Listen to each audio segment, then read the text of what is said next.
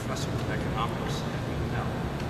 My specialty is international economics, and it's from that perspective that I've become very involved in analyzing immigration. Immigration I've known as part of the field of international economics. I've in recent years published several articles and published a book on the economics of immigration. What comes out most from this research that we've done over the past couple of years is in part the complexity of the issue of immigration, but also that we can grasp much of this complexity in order to appreciate the tremendous number of perspectives that we have from immigration, relationships with the economy, immigration, how it influences and affects all the different sectors of the economy. Immigration from the perspective of the immigrant process, immigration from the perspective of the American worker, and we can break that down what type of American worker is how to be affected by immigration. And this, more than anything, is the reason as to why we need comprehensive legislation. This is not an issue to legislate piecemeal, because it's all interconnected. And the interconnections go beyond just those today. They go from the past to the future, the long-run perspective of immigration. And here again, as Americans, I think, when we take that perspective, we realize that immigration is very much part of our history and will be part of our society for years and years to come, given the number of foreigners in our country. And we also, if you look at American history, we come from a dynamic perspective, the relationship between the arrival of foreigners and the evolution of our society, especially our economy. We realize that this has been an incredibly positive experience. I always like to remind people that immigration is such a bad thing. The United States should be about the poorest country in the world. Of course, are not. We have benefited tremendously from this. And it's these perspectives that in my interest in economics and immigration, trying to remind people of all the interconnections and relationships over time among all of us and among the sectors of the economy. And when you put all these pieces together, and from a growth perspective, qualitative perspective, the view is quite positive. Even at a moment in time when you add up all the pluses and negatives, and there are many negatives and there are many pluses, you have to put them together. Overall, we benefit from immigration. And this is an important point from economics. And this is talk about issues dealing with people, that we have to be tough, cruel, or we have to unfortunately do some of these things. Economically, there's no reason for them. We are not suffering as a country economically from immigrants. We can afford to treat immigrants well. Thank you very much. From Fremont, Nebraska. I'm here as a faith leader. I'm here as a parent. I'm here as a scout leader.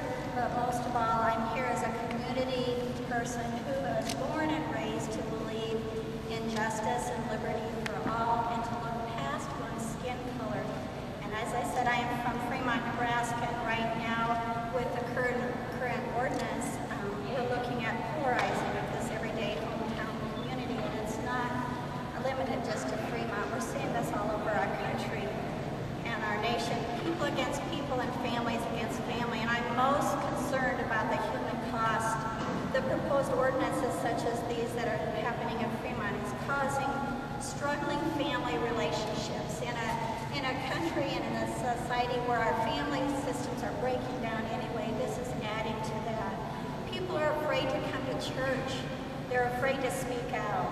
The very moral and family values that our country was built on are being broken down by a broken immigration system and by what appears to be a scapegoating of once more a lower people, somebody whose skin color is different from ours, somebody who we're afraid of because we haven't taken time to get to know them.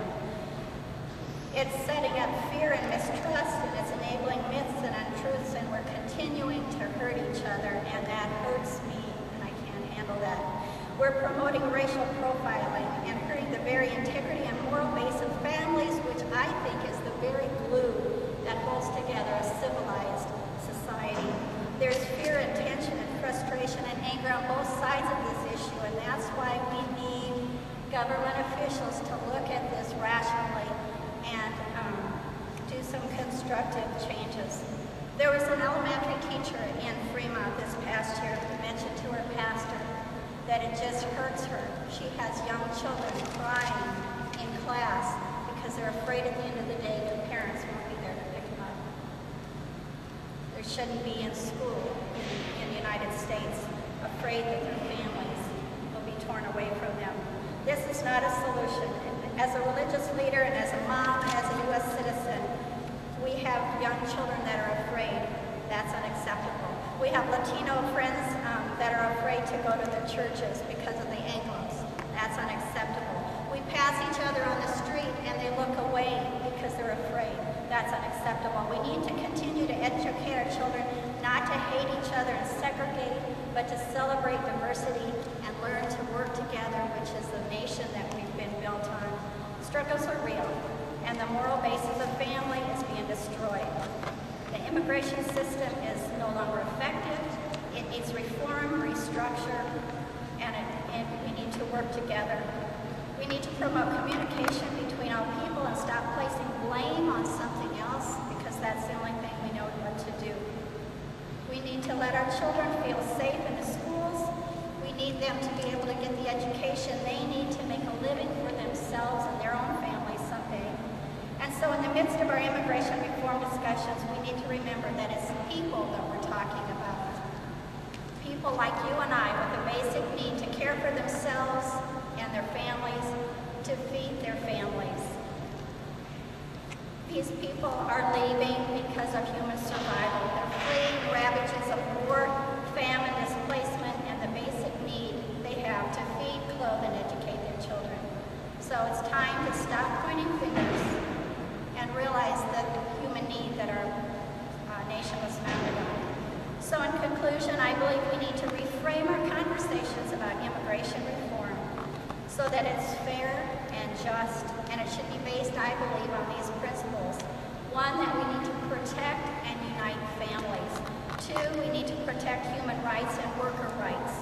Three, we need to end marginalization and provide a path to citizenship that's easy to follow.